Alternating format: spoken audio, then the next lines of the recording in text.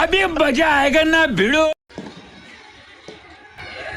বলতো বসে বসে কি ভাবছিস রে? আরে ভাবতে কোথায় তো ঘুমিয়ে পড়েছে সঞ্জয়দা। হ্যাঁ বল।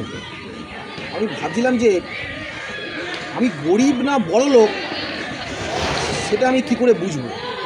এই খেয়েছে তুই আমার এরম ভাবছিস কেন রে?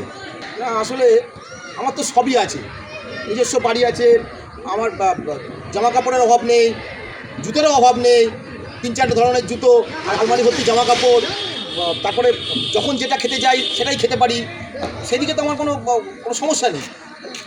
তবু আমি ভাবছি যে আমি গরিব না বড় লোক।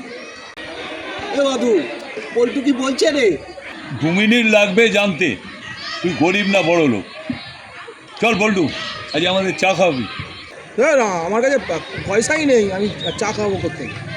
যাক, বেরিয়ে গেল পল্টু। তুই হচ্ছিস মাগনায় খাওয়ার ডেঞ্জারাস গরিব। চল বাদু চল, আজকে আমি চা খাবো, চল চল চল। বলটু ওখানে বসে রইলি কেন? না গো, চা খাবো না, বেশি চা খেলে না ভালো হয়ে যাবে। ডিপ্রেশন